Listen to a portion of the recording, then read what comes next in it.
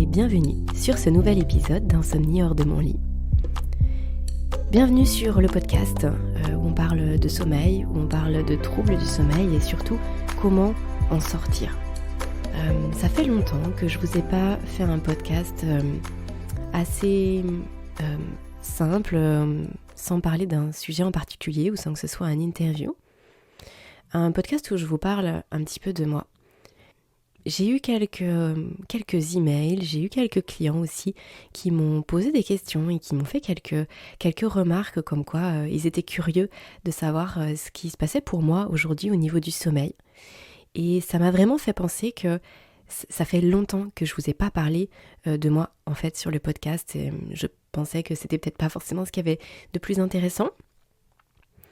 Et qu'il était préférable de développer des nouveaux sujets ou d'avoir des nouveaux invités. Alors bien sûr que je vais continuer à faire ça, mais c'est peut-être aussi sympa et intéressant et ça peut probablement aussi apporter de la valeur que je puisse vous partager, continuer de vous partager ma propre expérience vis-à-vis du sommeil. Ce que j'avais pu faire peut-être au tout début des épisodes où je vous avais parlé de comment j'étais sortie du cercle vicieux de l'insomnie et puis de certaines choses de mon parcours et de ce que je pouvais tester. Et j'aimerais y revenir un petit peu plus sur cette année 2023. Donc je vais essayer de vous faire un petit peu plus régulièrement des épisodes comme celui d'aujourd'hui. Et puis il est vrai que on va dire le contexte s'y prête puisque le dernier épisode que je vous ai proposé, c'est un épisode sur les hypersensibilités alimentaires, les troubles digestifs qu'on peut avoir et qui peuvent venir impacter le sommeil. Et effectivement, je vais vous partager mon expérience personnelle par rapport à ça, parce que ça m'a vraiment, vraiment changé la vie. Mais pas que au niveau du sommeil, même pas forcément, pas énormément au niveau du sommeil, parce que lorsque j'ai commencé ces tests-là, j'avais déjà vraiment bien avancé sur mon sommeil, j'avais presque plus de soucis avec mon sommeil. Mais par contre, ça m'a aidé sur plein d'autres points de ma vie. Et c'est pour ça que j'avais envie de le partager parce que je sais combien ça peut aider. Pour celles et ceux d'entre vous qui ne l'auraient pas écouté, je vous invite à aller voir donc le dernier épisode que j'ai publié début janvier. Je rappelle qu'il n'y a pas besoin d'ordonnance, ce sont des choses qu'on peut demander de soi-même. Je rappelle aussi qu'on vous propose un code promo par rapport à ces tests-là, qui peuvent, selon le kit qu'on choisit, qui peuvent être assez onéreux, si on veut avoir le panel complet par exemple. C'est nettement moins si on prend que les 90 aliments bien sûr, mais en tout cas, le laboratoire ImuPro a accepté que vous puissiez vraiment bénéficier d'un coup de pouce financier pour pouvoir faire ces tests-là et avoir des éclaircissements et puis une plus grande vision de ce qui se passe à l'intérieur de vous au niveau digestif. Donc n'hésitez pas à aller écouter ce podcast-là et regarder dans la description où je vous mets toutes les informations. Donc je vais commencer par ça et puis après je vous dirai où j'en suis par rapport à mon sommeil. Je vous rappelle le contexte. Pour moi, les troubles du sommeil, ils ont commencé à l'adolescence. Ils ont commencé sur le coup des 16 ans, 17 ans. J'avais l'impression des choses qui étaient uniquement liées à l'anxiété. Je sais aujourd'hui que c'était probablement pas le cas aussi. Je ne respectais pas du tout mon chronotype de l'époque. Je ne respectais pas la plage de sommeil qui était la mienne en pleine adolescence. Alors quand je dis je respectais pas, je faisais pas exprès, bien évidemment. Déjà, je ne connaissais pas mes besoins en sommeil. Mes parents non plus ne connaissaient pas vraiment mes besoins en sommeil. C'était pas des choses qui étaient apprises ou qui étaient partagées. Et puis il faut se rappeler qu'il n'y avait pas Internet comme c'est le cas aujourd'hui. Il y avait très très peu d'informations. Il y avait pas non plus du tout le même nombre de livres. La recherche sur le sommeil était bien moindre que ce qu'elle est aujourd'hui. Elle a explosé sur les 2-3 dernières décennies. Toujours est-il, c'est qu'il n'y avait aucune information et effectivement, quand en pleine adolescence, on commence à avoir des tourbillons émotionnels un peu plus importants, qu'on peut stresser pour des examens, etc. C'est assez facile de mettre les troubles du sommeil sur le dos de tout ça. En réalité, pour moi, ça a fait le lit de troubles du sommeil très récurrents et de plus en plus sévères. J'avais aucune compréhension de mon sommeil et puis quand j'étais en période d'insomnie, je ne savais absolument pas quoi faire pour en sortir et pour être honnête, en fait, je ne cherchais même pas vraiment. Je me disais que que c'était un coup de pas de chance et que ça allait aller mieux plus tard. Et donc il s'en est suivi des années de plus en plus difficiles, puisqu'en plus avec moins de sommeil, il y avait beaucoup de choses dans ma vie que je gérais moins bien, et j'avais une alimentation et une hygiène de vie qui étaient franchement déplorables. Même si je faisais beaucoup d'activités physiques, tout le reste était catastrophique.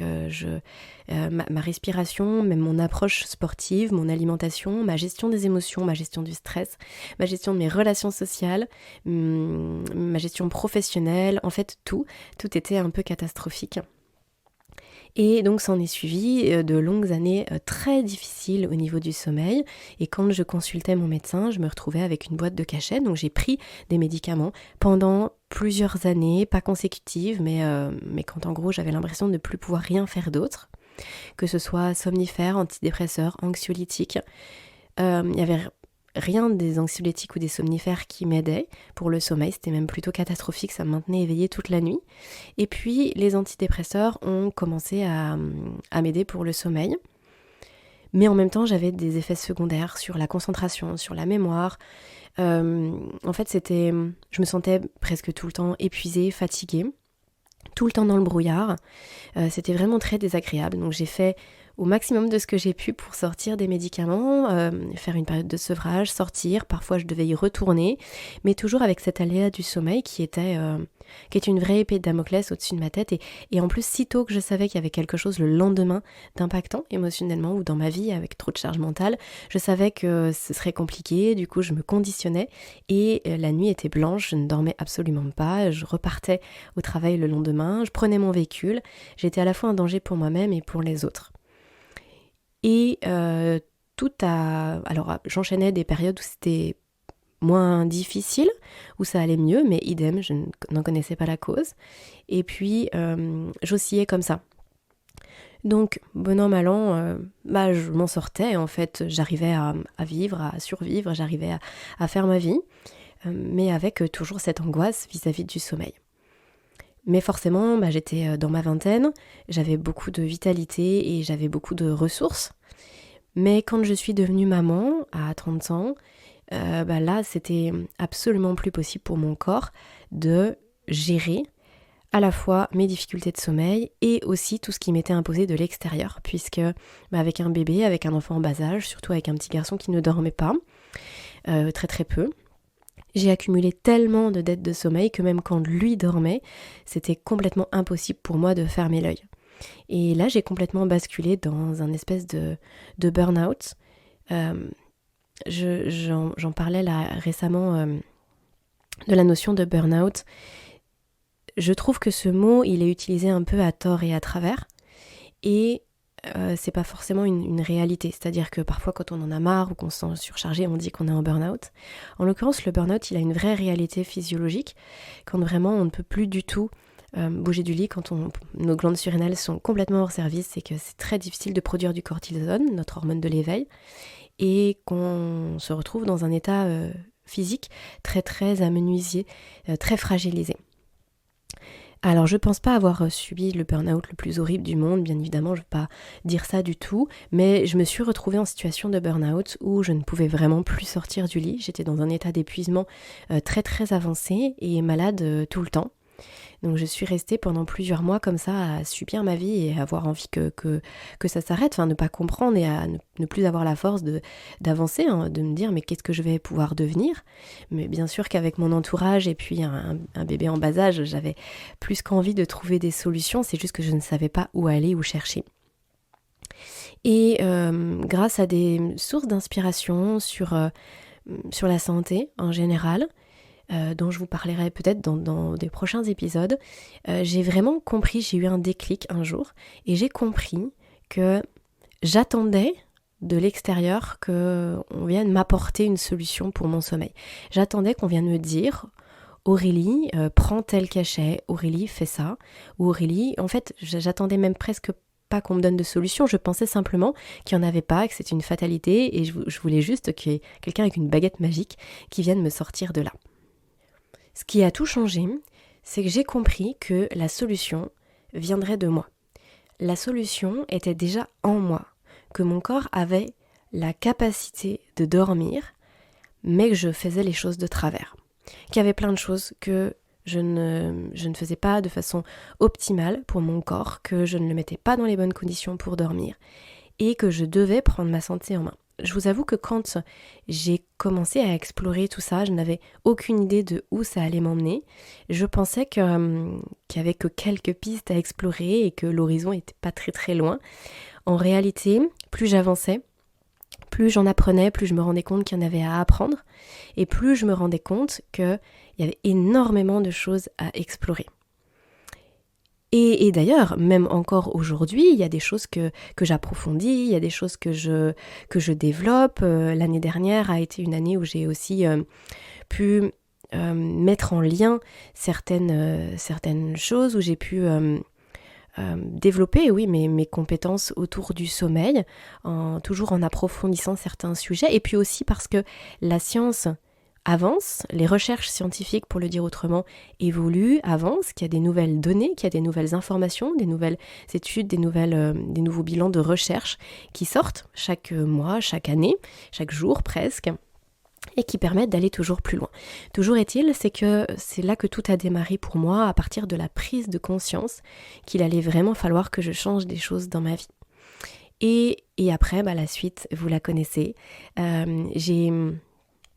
J'ai repris en main mon sommeil en me disant je vais mettre en place un vrai protocole, je vais suivre, je vais utiliser cette notion d'agenda du sommeil qui m'avait été proposée il y a quelques années en arrière, mais sous une forme vraiment à laquelle j'avais pas du tout adhéré, qui ne me servait strictement à rien, qui n'était pas orientée solution, qui était orientée constat de combien de temps je dormais pas, ça me faisait une belle jambe.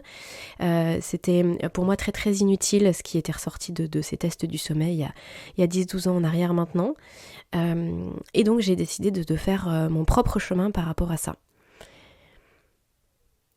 Et il s'en est suivi une sortie de l'insomnie, une reprise de confiance dans mes capacités à dormir. Il s'en est suivi des nuits qui se rallongeaient, un sommeil qui devenait plus profond.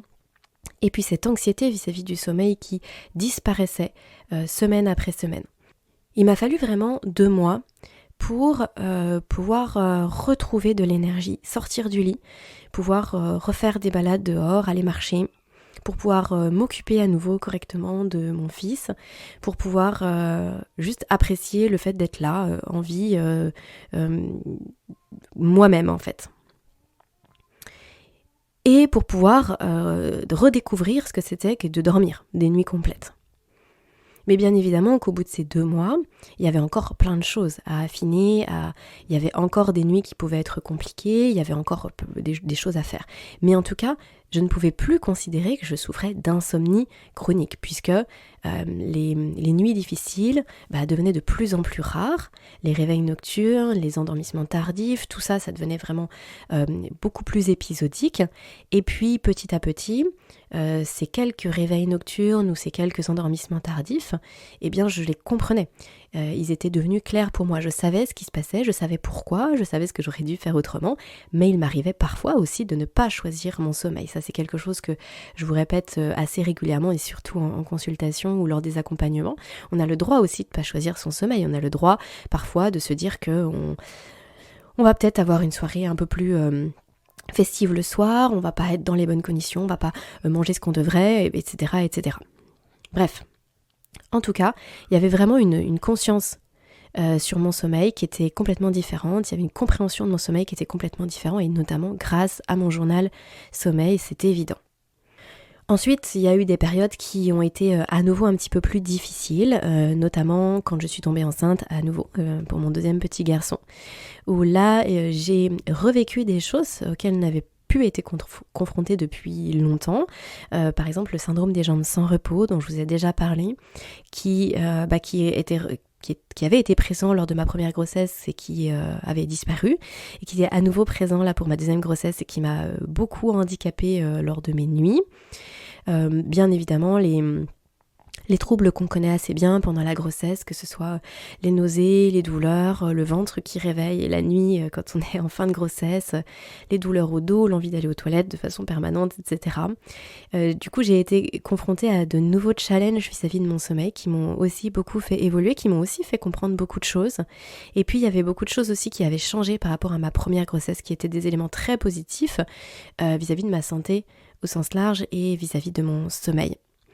Et surtout, ce que je voudrais noter là au stade de ce parcours, de cette explication, c'est que c'était pas mon sommeil que je visais sur tout ce temps-là, en fait, sur les mois et les années précédentes, c'était vraiment ma santé. En fait, je visais une meilleure santé et le sommeil en découlait. Alors oui, la porte d'entrée, c'était le sommeil et j'ai dû faire à un moment donné focus sur mon sommeil, mais ensuite, de façon générale, j'œuvrais pour une meilleure santé parce que je m'étais vraiment rendu compte que je ne pouvais pas demander à mon corps de bien fonctionner au niveau du sommeil si tout le reste était dégradé.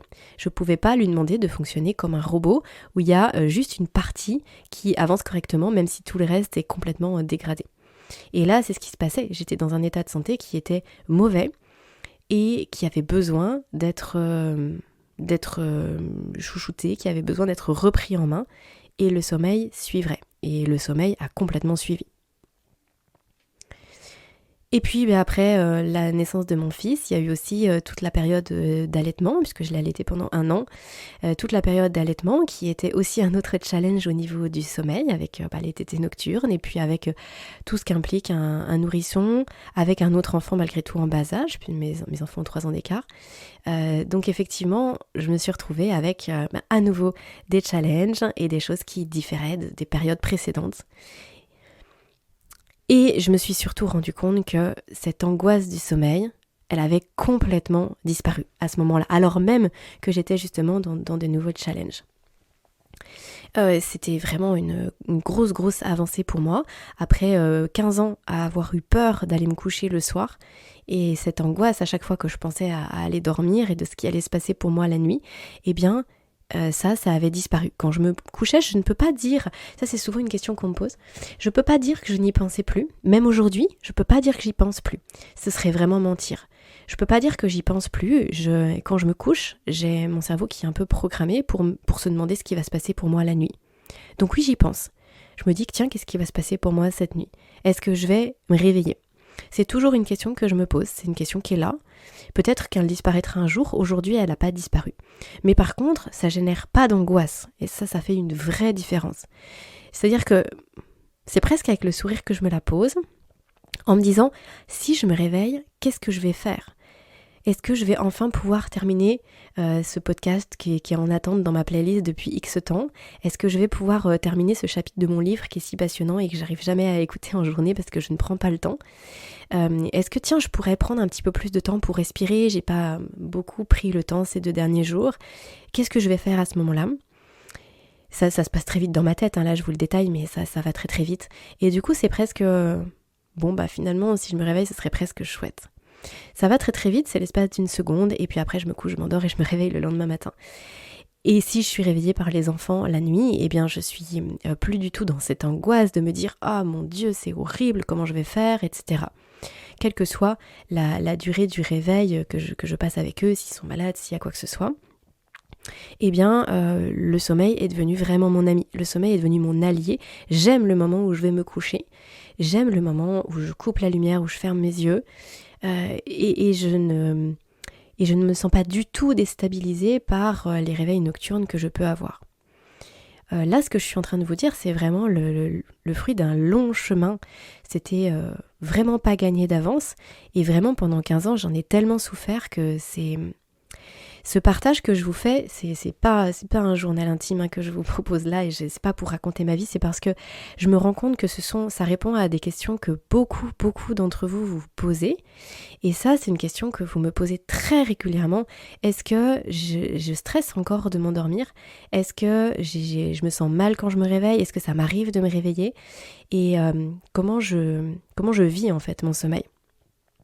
Donc j'espère que tout ce que je vous raconte là, ça vous éclaire pour vous dire qu'il y a vraiment plein de possibilités, que oui, c'est vraiment tout à fait possible de renouer avec son sommeil, c'est possible de redormir à nouveau, même après des années et des années et des années, sans avoir bien dormi, sans rien comprendre du tout à son sommeil, et pour avoir passé des nuits blanches complètes. Je sais que certaines personnes me sollicitent parfois en me disant « Aurélie, est-ce que vous avez déjà vu des cas comme le mien ? J'ai dormi 6 heures sur les 5 derniers jours ». Et bien sûr que chaque cas est unique, mais oui, vraiment ça existe, je le vois très régulièrement et je l'ai moi-même vécu. d'enchaîner les nuits, de dormir 2 heures, 3 heures, puis pas du tout. Vraiment je comprends.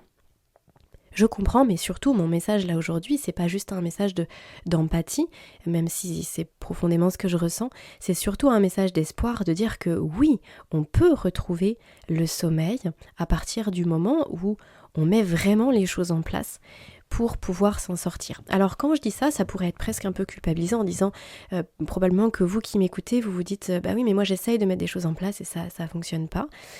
C'est ça qui est le plus difficile en fait, c'est de savoir par quoi commencer, c'est de savoir quelle piste explorer. Et moi humblement et à ma petite échelle, c'est ce que j'essaye de faire. Lors des consultations, lors des accompagnements, on vient jouer sur les différents tableaux, à la fois les bonnes habitudes de sommeil, il faut être sûr que ça ne soit pas entravé, à la fois l'aspect vraiment physiologique, qu'est-ce qui se passe à l'intérieur de votre corps aujourd'hui et qui peut expliquer telle ou telle chose, et puis bien sûr cette notion de relation au sommeil. Et du coup, on avance comme ça petit à petit, et puis après, parfois il faut aussi ne pas hésiter à demander à d'autres experts, à d'autres thérapeutes, et moi je vous oriente parfois vers d'autres... je ne vais pas dire des collègues parce que du coup ils font pas la même chose que moi, mais pardon, d'autres thérapeutes, d'autres professionnels qui ont des expertises très spécifiques et qui peuvent vraiment venir vous aider de façon profonde et vous changer la vie. Toujours est-il, c'est que aujourd'hui, qu'est-ce qui se passe pour moi ? Eh bien, c'est la continuité de ce que je vous disais à l'instant, à savoir que j'ai toujours cette petite pensée le soir, qui est presque un rituel où je me demande ce qui va se passer. Parfois je m'endors même en me demandant ce qui va se passer. L'endormissement il est vraiment très très très très facile. Et puis lorsqu'il y a des réveils nocturnes, c'est, j'aurais envie de dire 8 fois ou presque 9 fois sur 10 en lien avec les enfants. Quand il y a, ils appellent, ils sont encore petits et voilà, forcément, les enfants, ce sont des éléments extérieurs qu'on ne peut pas contrôler et ce sont des choses à gérer. Ça fait partie de mon quotidien aujourd'hui et je l'accepte tout à fait, même si ça ne veut pas dire que ça fatigue pas. Mais en tout cas, c'est comme ça. Et puis, très ponctuellement, il peut y avoir un réveil qui est lié à personne et qui est lié uniquement à moi et que je comprends. Et à chaque fois, je me dis, ah oui, je sais, j'ai peut-être un peu abusé sur les écrans ce soir, hier soir, j'ai vraiment travaillé tardivement, j'avais quelque chose à finir et c'était probablement un peu trop. Ou alors, ouais, je sais, j'ai mangé ci, on était invités, je suis allée au restaurant, j'ai fait ci, j'ai fait ça, là je sens que au niveau digestif, c'est pas top. Et donc j'attends, j'utilise mes outils. Et puis quand mon corps il est prêt, il se rendort. Alors parfois ça dure 20 minutes, parfois ça dure 1 heure. Et puis c'est vraiment ok pour moi, je suis dans une acceptation complète de ce qui se passe. Je sais très bien que mon corps c'est pas un robot et que oui, parfois il m'exprime des choses. Et c'est tellement anecdotique que je ne peux absolument pas me plaindre de ça ou trouver ça anormal en fait, tout simplement. Et alors parfois c'est une question qu'on me pose aussi, Aurélie, est-ce que du coup t'es jamais fatiguée ? Mais si, bien sûr que si, parfois je suis fatiguée parce que par exemple le matin, moi je suis assez contrariée. J'ai un chronotype qui est plutôt du soir, mon horaire idéal c'est minuit 8h du matin. Si j'avais aucune contrainte professionnelle et sociale et familiale, ce serait mon heure idéale, ma plage de sommeil idéale. Mais avec des enfants qui se réveillent à 6h, 6h30 ou 6h45, forcément c'est plus difficile. Donc je m'arrange, je fais en sorte et je travaille sur mon chronotype pour pouvoir m'endormir plus tôt. Ce que je fais pour m'endormir sur le coup des 23h, 23h15, 23h30 grand max. Mais parfois, les enfants se réveillent très très tôt et oui, je suis fatiguée. Et parfois ça ne suffit pas. Et parfois, quand je sors le soir ou que j'ai des activités et puis que je me couche tard, le réveil est quand même à 6h, 6h30 et donc je peux, oui, tout à fait être fatiguée. Mais c'est ok de se sentir fatigué à partir du moment où on sait qu'on va pouvoir rectifier le tir la nuit d'après. C'est pas simplement le fait d'accepter fatalement que oui, je suis fatiguée et tant pis pour mon corps. Pas du tout. Mon corps est fatigué, ok, écoute, je suis désolée, cher petit corps, je ferai vraiment mieux demain, je ferai vraiment différemment, et puis s'il faut que je me couche à 22h ou 22h30 pour simplement m'apaiser et attendre que le sommeil arrive, je le fais aussi. Donc tout est toute une question d'adaptation. Et alors, je vous disais que j'allais commencer par les hypersensibilités alimentaires et pourtant j'ai mis beaucoup de temps à reposer tout ça et à vous défiler le fil, mais j'ai vraiment senti là au travers de nos échanges sur les dernières semaines, sur les derniers mois, et notamment une amie aussi avec laquelle on discute beaucoup du sommeil et qui se retrouvait un peu en difficulté un jour et à qui justement j'ai parlé de mon parcours et j'ai parlé de certaines difficultés très précises que j'avais rencontrées et ça l'a beaucoup aidée. Elle m'a dit mais Aurélie, en fait tu peux pas imaginer à quel point ça m'aide de t'entendre me dire tout ça, que t'es passé par là et voilà, que t'as vécu la même chose que moi et comment tu t'en es sortie, etc. Donc c'est vrai qu'aujourd'hui, j'avais envie de vous partager ça pour que vous puissiez vous rendre compte à la fois que oui, chaque situation est différente, mais surtout qu'il y a de la lumière au bout du tunnel. Donc pour revenir à ces fameuses hypersensibilités alimentaires, il y avait certains réveils nocturnes que j'avais la nuit, et quand ils arrivaient, c'était toujours à la même heure, et dont je ne comprenais pas forcément la raison. Alors bon, j'utilisais les outils, ma petite boîte à outils, je faisais le nécessaire pour que ces réveils nocturnes soient le plus agréables possible, et puis je me rendormais, on va dire un cycle plus tard, à chaque fois c'est à peu près 90 minutes plus tard. Et grâce au test d'hypersensibilité, j'ai compris.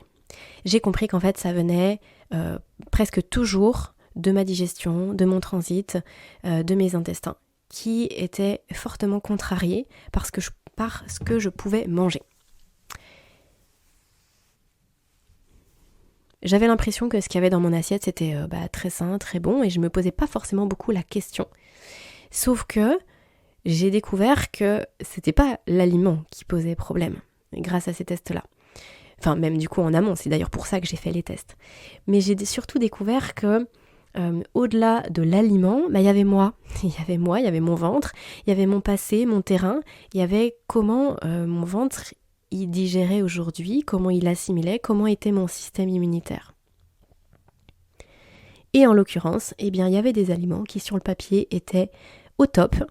Par exemple les œufs, les amandes, qu'est-ce que je mangeais aussi en grande quantité ? Les noisettes, certains poissons, le poulet, certains produits laitiers aussi, qui pouvaient faire partie de mon alimentation vraiment du quotidien, surtout les œufs, je pense que j'en mangeais tous les jours, mais du coup quand ça venait se cumuler avec d'autres aliments qui me faisaient réagir, c'était un peu trop, et mon corps disait stop, et la nuit, ça me générait beaucoup d'agitation. Donc mon corps était en hypervigilance, mon cerveau évidemment aussi, alors même qu'il n'y avait rien de plus ni de moins à cogiter que la veille ou que le lendemain, et pourtant cette nuit-là, j'étais en hypervigilance et je cogitais. Donc je me rendais bien compte que c'était pas mes pensées, c'était pas mon cerveau en fait, lui il était juste, il raisonnait à tout ça et il était juste réveillé, donc il fait ce qu'il sait faire et ce pourquoi il est là, c'est-à-dire qu'il pense. Donc ça venait vraiment pas de là, c'était vraiment purement physiologique au niveau du transit, de mon système digestif. Il y avait quelque chose qui n'allait pas. Et donc j'ai fait le test et j'ai enlevé les produits et je n'ai plus du tout eu de soucis de ce genre-là. Alors même si ça m'arrivait qu'une fois toutes les 3 semaines ou une fois par mois où je me sentais vraiment gênée par rapport à ça, ça a complètement disparu. Mais encore une fois, j'avais tellement bien avancé sur mon sommeil que disons que c'était un élément qui venait de temps en temps faire un peu la goutte d'eau qui fait déborder le vase, qui venait un peu faire dégénérer la situation, mais comme le reste était stable, c'était pas non plus ce qui avait de plus significatif. Par contre, au niveau de la peau, au niveau du transit, au niveau de ma vitalité, au niveau de ma capacité de concentration, de ma capacité d'attention, là pour le coup, ça a vraiment, vraiment changé la donne pour moi. Et il y a vraiment énormément de choses qui se sont mises en place à partir du moment où j'ai fait ces évictions. Alors au début ça a été très dur parce qu'encore une fois c'était des aliments sur lesquels j'avais basé complètement ma diète puisque c'était des aliments sains et comme j'avais fait une révolution alimentaire quelques années en arrière, j'avais tout organisé mon nouveau régime alimentaire. Quand je dis régime, c'était pas dans le sens de perdre du poids mais juste mes habitudes alimentaires autour de certains aliments clés. et qui là du coup disparaissait. Donc tout s'est effondré, j'ai dû tout recommencer à zéro. Les premières semaines, j'ai même envie de dire les 2-3 premiers mois, ça a été très compliqué. Je prenais beaucoup moins de plaisir à manger, très, très clairement. Et puis petit à petit, j'ai trouvé de nouvelles habitudes, de nouveaux équilibres. Je savais pourquoi je le faisais, donc c'était assez clair pour moi qu'il n'y avait pas vraiment de retour en arrière. Et ça s'est fait, et ça s'est bien fait, et aujourd'hui je peux absolument pas dire que je souffre de quoi que ce soit. Alors vous allez me dire, oui, est-ce que les évictions doivent durer tout plein de mois, de nombreux mois ou toute une vie, alors que dans le précédent épisode justement on disait que non. Non, l'éviction, elle doit se faire vraiment complètement pendant 6 semaines pour laisser le temps aux muqueuses intestinales de bien se régénérer. Encore une fois, si là ce que je vous dis ça vous paraît un peu du charabia, allez écouter l'épisode précédent, ça va vraiment vous éclairer. Et ensuite, on peut réintroduire les aliments. Sauf que, moi je me suis dit que ce serait trop dommage de retourner dans un cercle vicieux et simplement d'arrêter 6 semaines et ensuite de repartir comme avant. Puisque les mêmes causes induisent les mêmes conséquences, j'avais pas du tout envie de ça. Donc en parallèle, j'ai travaillé sur mes intestins et je me suis rendu compte du coup de fil en aiguille que j'avais encore beaucoup de travail à faire à ce niveau-là. Et du coup, pour éviter que tout le travail que je faisais soit anéanti, j'ai vraiment gardé une consommation de certains aliments très ponctuelle et de façon épisodique. Donc là, il n'y a pas d'éviction complète dans mon régime alimentaire, mais par contre, j'y vais mollo avec les aliments qui peuvent susciter une inflammation chez moi ou qui l'ont déjà fait par le passé. Justement pour favoriser un bon travail sur toute ma sphère digestive et que tout ce que je fais en parallèle, même sans parler du sommeil ou là des hypersensibilités, puisse vraiment porter ses fruits et notamment au niveau de l'immunité, qui est quelque chose de vraiment à travailler de mon côté, qui reste encore problématique même aujourd'hui après des années de révolution alimentaire, etc. Mais bon, c'est pas le moment d'en parler là, dans cet épisode. Mais en tout cas, je fais en sorte que les connaissances que j'acquiers année après année puissent me servir de façon transversale aussi, d'où cette alternance que je fais si je consomme des produits qui un jour m'ont fait réagir ou qui peuvent me faire réagir. Je les consomme pas tous les jours, j'alterne et j'essaye de pas les consommer en combo et voilà pour faciliter les choses. Mais quand ça m'arrive, je sais pas, une fois tous les 6 mois, eh bien je sens qu'il se passe quelque chose dans mon corps, mais pour autant c'est pas du tout aussi violent que ça pouvait l'être avant. Et c'est pour ça que je vous disais sur mon sommeil, quand une fois tous les 6 mois, je peux me réveiller la nuit en me sentant un peu plus agitée, je sais de quoi ça vient. Et donc je laisse filer et après ça reprend son cours. Vraiment, c'est quelque chose que je vous invite à faire. Moi j'en ai parlé autour de moi quand j'ai découvert ça et quand j'ai fait mes premiers tests, puisque j'en ai fait plusieurs. Non pas parce que c'était nécessaire ou obligatoire, mais plutôt parce que j'ai testé plusieurs laboratoires et par curiosité aussi dans cette démarche qui est la mienne de transmettre, c'était important quand je vous parle de quelque chose que je puisse vraiment connaître tous les tenants et les aboutissants et pouvoir être la plus complète possible dans les explications et dans les conseils. Bref, donc j'en ai fait plusieurs, j'en ai parlé autour de moi et j'ai vu aussi les effets positifs sur mes proches qui m'ont suivi dans cette démarche-là et qui ont fait le test également. Que ce soit au niveau du sommeil ou pas du tout, puisqu'il y a certaines personnes qui l'ont fait pour, par exemple pour de l'eczéma ou pour des problèmes de peau ou autres, et qui ont eu des résultats vraiment fantastiques, alors même que c'était décorrélé du sommeil. Donc pour dire que c'est quelque chose qui vise la santé avant tout, et le sommeil en découle quand la problématique se pose. Donc si vous vous retrouvez dans ce que je vous dis, si vous vous retrouvez dans des réveils nocturnes un peu tout le temps à la même heure, dans une hyper-vigilance la nuit, dans une hyperactivité, vous avez l'impression que tout votre corps il est en éveil, vous vous sentez vraiment tenu par quelque chose, alors même que vous vous êtes épuisé, eh bien ça vaut vraiment le coup de faire ce test-là. Encore une fois, quelles sont les ressources, quelle est l'énergie que vous souhaitez allouer pour votre santé et par ricochet pour votre sommeil.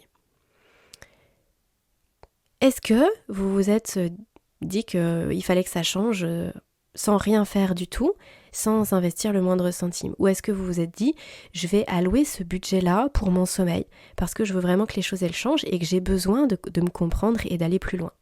C'est vraiment quelque chose que je vous invite à faire. Alors, je voudrais vraiment pas que mes propos soient mal interprétés. L'idée, c'est pas de dépenser son argent à tort et à travers.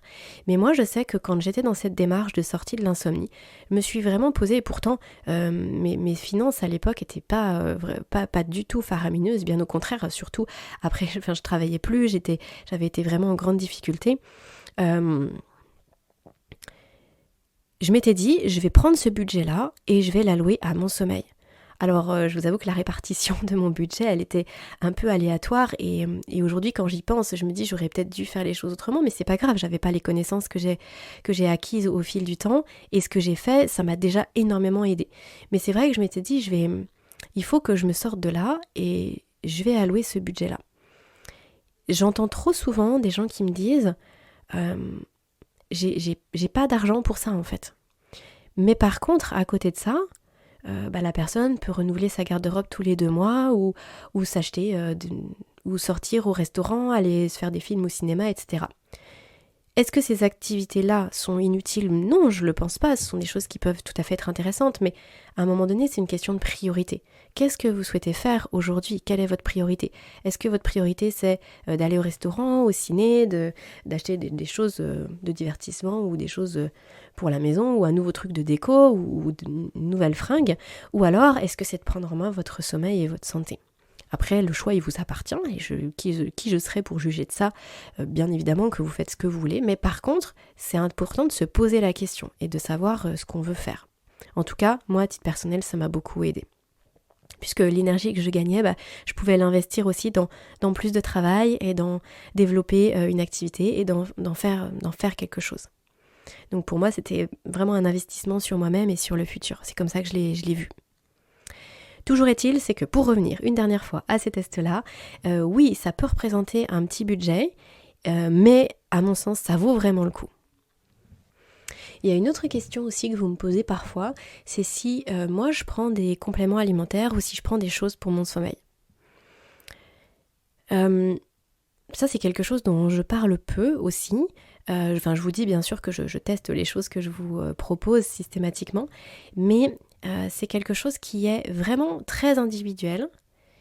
Quand je dis individuel, c'est pas dans le sens très personnel ou très intime, pas du tout, mais c'est très individuel et je ne voudrais pas que mon partage là-dessus fasse office de référence et que vous vous disiez il faut que je fasse exactement la même chose parce que votre situation est forcément différente de la mienne. Donc je vais vous partager 2-3 éléments, mais à prendre avec le recul dont vous savez faire preuve pour vous parce que vous êtes différents, vous avez votre situation, votre parcours, votre histoire, et donc peut-être que les compléments alimentaires que moi je prends ne vous conviendraient pas à vous. Et d'ailleurs c'est tout le challenge des compléments alimentaires, c'est le fait que ça n'agit pas comme un aliment avec un totem de vitamines, de minéraux ou de molécules essentielles qui dans une alimentation riche et équilibrée, va venir vous nourrir. Ce sont des choses qu'on peut prendre comme ça, dissociées. Et donc, il faut savoir ce dont on a besoin. Moi, j'ai fait des tests. J'ai fait des tests pour savoir où est-ce que j'en suis. J'ai fait des tests pour savoir ce dont mon corps pouvait avoir besoin, notamment après la naissance de mon fils, parce que, du coup, 2 grossesses, en étant... ma première grossesse, j'étais déjà particulièrement fatiguée après 15 ans de manque de sommeil. La grossesse en elle-même, c'est très fatigant, ça demande beaucoup de ressources pour le corps d'une femme. L'allaitement aussi, j'ai allaité mes 2 enfants. Ils n'ont pas non plus 10 ans d'écart, donc forcément que mon corps n'a pas non plus forcément pu complètement tout récupérer après le premier. J'ai pas eu des années et des années entre mes 2 enfants pour profiter de mon regain de nuit et de sommeil. Et mon corps s'est retrouvé quand même vraiment fatigué pour ma 2e grossesse et même après. Donc je sentais que malgré le sommeil qui était là et les nuits qui étaient présentes, mon corps restait quand même assez fragile et fatigué. Donc oui, je me suis vraiment supplémentée en fonction des analyses de sang que j'avais pu faire, en fonction de ce dont j'avais besoin. Donc notamment du magnésium, du zinc, certaines vitamines aussi. Tout ce que finalement on donne en grande quantité pour bébé lors de l'allaitement et qui peut manquer à la maman si effectivement le capital de départ il est pas top, ce qui clairement était mon cas. Et puis aussi en fonction de l'alimentation, je pense par exemple à mon alimentation qui est peu, en tout cas qui était peu axée sur les produits animaux sur le poisson, ou les crustacés et les produits de la mer, et donc effectivement qui peuvent manquer en fait, en tout cas pour ma situation. Il y a quelque chose dont je vous reparlerai peut-être ultérieurement, mais c'est vrai que en fonction de notre héritage génétique aussi, il y a des choses à ajuster, il y a des régimes alimentaires qui conviennent mieux que d'autres et qui permettent de mieux soutenir tout le système hormonal et donc bien sûr par ricochet le sommeil. Donc ça, ce sont des choses que j'ai apprises au fil des années, que j'ai pu expérimenter, découvrir, ajuster, et qui ont nécessité parfois des compléments alimentaires, parfois même pas mal de supplémentation sur certaines périodes, et puis parfois moins. Et encore une fois, aujourd'hui, je prends encore certains compléments, mais plus en lien avec mon immunité, pour permettre à mon corps de rattraper, j'ai 36 ans aujourd'hui, de rattraper 36 ans d'immunité catastrophique et de détérioration de mon microbiote intestinal, qui m'a porté beaucoup préjudice par ricochet sur mon sommeil aussi. Je l'ai appris malheureusement très tardivement, lors de mes premières recherches sur le sommeil il y a quelques années en arrière. Voilà un petit peu pour ce parcours, pour les questions que vous me posez assez fréquemment. J'espère que ça pourra vous éclairer, j'espère que ça vous donne vraiment de l'énergie, de la force pour continuer à explorer des pistes, à creuser, à suivre et surtout à mettre en place des choses dans votre quotidien, même si c'est pas facile. Et puis aussi à croire, et là quand je parle de croyance, c'est pas d'une croyance, en Dieu ou en quelque chose d'ésotérique, c'est croire en ce que vous faites, en ce que vous mettez en place, et puis croire dans les examens que vous pouvez faire aussi. Là, j'échangeais récemment avec une personne qui avait fait justement ce test d'hypersensibilité alimentaire. Il y avait plein de choses qui étaient remontées en rouge ou en orange, donc qui aujourd'hui posent souci pour cette personne-là. Et cette personne était très dubitative et me disait en fait, quand j'ai lu ça, j'ai cru que c'était pour tout le monde pareil et qu'il n'y avait pas vraiment nécessité d'en tenir compte, pour le formuler autrement. Si vous faites ce genre de test, faites-le jusqu'au bout. C'est-à-dire que vous faites ce test, vous interprétez les résultats, ou vous vous faites aider pour interpréter les résultats, et ensuite vous foncez. Pendant 1 mois, 1 mois et demi, 2 mois, vous foncez, vous êtes à 100% là-dedans. Et après, vous faites le bilan. Là, je parle des tests parce que c'était l'exemple qui me venait le plus récent, mais il y a plein de choses comme ça. Si par exemple, vous décidez de faire très attention aux écrans le soir, c'est pas 1 journée ou 2 journées. Vous faites ça sérieusement pendant 15 jours, 3 semaines. Vous foncez, en fait, dans ce que vous avez décidé. Il y a une phrase que j'adore et qui dit « On change pas le plan pendant le plan ». Quand vous décidez de faire un truc, allez-y, foncez, je vais pas dire tête baissée, mais vous vous mettez des œillères, vous avancez. Ça veut pas dire justement de jamais débriefer, de jamais faire le bilan, mais c'est qu'à un moment donné, il faut faire les choses à 100%. Et après, vous vous dites, voilà, je me lance pendant 1 mois, 2 mois, et ensuite on fait le bilan. Et là, on regarde, qu'est-ce que j'ai fait, qu'est-ce que j'ai pas fait. Non, plus de. Et là, on regarde, qu'est-ce que ça m'a apporté, ou pas, ou est-ce qu'il y a des effets désagréables, est-ce qu'il s'est rien passé. Et là, on fait le bilan, là, on enlève les œillères, on ouvre, on regarde, et on se dit, qu'est-ce que je fais maintenant ? Et on avance. Peut-être qu'il faut réorienter un petit peu, ajuster, bifurquer. Peut-être qu'on peut continuer parce que c'était très positif. Donc ça ne veut pas dire ne pas avoir d'ouverture d'esprit, mais ça veut dire qu'à un moment donné, quand on fait quelque chose, il faut le faire à fond. Sinon, comment voulez-vous avoir des résultats ? C'est vrai pour l'alimentation, donc là c'est vrai pour par exemple les écrans, c'est vrai aussi pour l'activité physique, c'est vrai pour tout ce que vous pouvez mettre en place, c'est vrai pour la méditation, pour tous les outils dont moi je vous parle sur le podcast, dont je vous parle en consultation. Si vous le faites une fois de temps en temps, c'est impossible que ça vous aide. Par contre, si vous vous rendez compte que ça vous aide, continuez.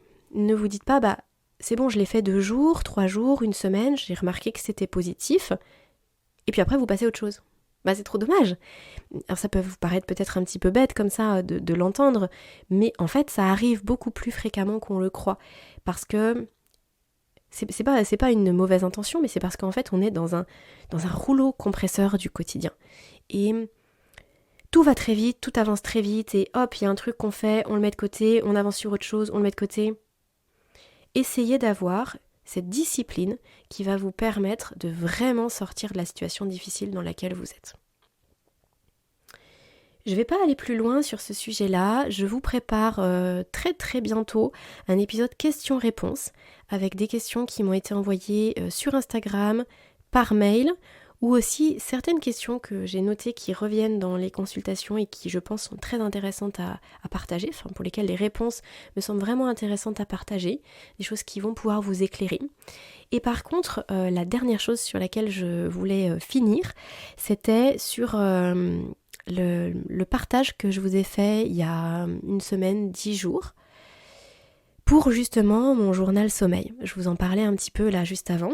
Je vous ai fait toute une série d'emails, de quelques emails, pour vous parler de l'importance de l'agenda du sommeil, pour vous parler de l'importance qu'avait eu pour moi la création, la mise en place de mon journal sommeil et le suivi rigoureux que j'en avais fait. Ça fait écho à ce que je viens de vous dire, finalement c'est vraiment dans la même idée. Le fait d'avoir un suivi rigoureux et de s'imposer une certaine discipline pour se sortir d'une situation difficile, ça passe par un support. C'est beaucoup plus facile en fait. C'est beaucoup plus facile quand on trace les choses, quand on sait où on en est, parce que notre mémoire peut nous faire défaut. Et puis parce que il y a ce côté un petit peu de gamification. Quand on a coché des cases tous les jours pendant une semaine, en fait on a envie de continuer à cocher ces cases-là et à se dire oui j'ai fait ça, allez. Aujourd'hui, j'ai pas très envie, mais je m'accorde ces 5 minutes pour faire ce que j'ai prévu et je serais trop fière ce soir de mettre ça dans mon journal sommeil. Sinon, on le fait pas ou on le fait moins. Ce journal sommeil, je vous en ai parlé. Je vous ai fait un webinaire dessus que je vous ai proposé à toutes les personnes qui sont aujourd'hui inscrites à ma newsletter. Parce que du coup, je vous proposais aussi de vous procurer mon propre journal sommeil, alors pas le mien avec mes annotations, ça vous servirait pas à grand chose, mais justement la trame, la structure de ce journal pour que vous puissiez en bénéficier sans avoir besoin de faire le vôtre. En fait, dans ce webinaire, dans cet atelier journal sommeil, je vous explique comment faire le vôtre si c'est votre choix, si vous avez le temps de le faire, que vous avez l'énergie pour le faire, et c'est vraiment super, il vous sera tout à fait adapté. Et sinon, je vous propose de vous procurer le mien pour que ça puisse vous faire gagner du temps. Et c'est vrai que pour toutes les personnes qui sont inscrites à ma newsletter, j'avais très envie de faire un tarif préférentiel et que vous puissiez vous l'obtenir le plus facilement possible, qu'il y a le moins possible de friction pour la mise en place de ce journal sommeil. Maintenant, sachez que là, il est à prix public, il est à 34 € et sachez que vous pouvez tout à fait vous le procurer en allant vous inscrire à la newsletter si ce n'est pas encore fait. Si vous avez envie de vous inscrire à ma newsletter, vous pouvez le faire dès à présent et vous allez pouvoir recevoir l'accès à ce journal sommeil et au webinaire, bien évidemment, si vous voulez faire le vôtre. Le webinaire, cet atelier du journal sommeil, il est complètement gratuit. Avec le journal sommeil, si toutefois vous partez sur l'option d'acheter la version que je vous propose, je vous ai mis une petite vidéo pour savoir comment le remplir et que ce soit le plus intuitif pour vous. J'avais vraiment du fond du cœur envie de vous remercier parce que vous avez été super nombreux à visionner le webinaire et je vous ai senti très réceptif par rapport à ça. Vraiment utiliser cet outil à fond et je pense vraiment que ça peut complètement changer la donne. En tout cas, merci pour votre engouement sur le sujet, pour toutes celles et ceux qui sont allés visionner cet atelier. Et puis, pour tous les autres, vous pouvez vous inscrire à la newsletter et vous procurer gratuitement cet atelier, sachant que la newsletter, je vous en envoie une par mois, donc vraiment, je ne vais pas du tout vous spammer. Là, c'était assez exceptionnel que je vous fasse une petite série d'emails, c'était justement pour vous présenter ça. C'était la première fois que je vous présentais quelque chose de construit comme ça sur le podcast, voire même parfois un petit peu décalé quand j'ai pas tout à fait le temps de vous la faire pour le 31 du mois. Mais en tout cas, je Je m'astreins à la fois à ce que ce ne soit pas trop fréquent, que ça vous spamme pas, et à la fois que ce soit le plus régulier possible. Voilà pour cet épisode qui touche à sa fin. J'espère que ce partage d'expérience vous aura plu, que ça peut répondre aussi à certaines de vos questions. Si vous avez envie de m'écrire, n'hésitez pas. Là je vais faire un question-réponse comme je vous le dis que je vais vous publier très très prochainement. Vous pouvez m'écrire soit à mon adresse mail que je vous mets en description de ce podcast à aurélie@ihdml.fr, soit sur Instagram. Je ne peux plus malheureusement, je devrais plutôt dire ça, je ne peux plus forcément répondre à tout le monde systématiquement par email, et c'est pour ça que je vais vraiment m'atteler à faire très régulièrement des questions-réponses pour pouvoir prendre les vagues de questions que vous m'envoyez et puis que ça puisse servir au plus grand nombre. Je vous remercie pour votre écoute, je vous souhaite une très belle journée, prenez bien soin de vous, de votre sommeil et à très bientôt.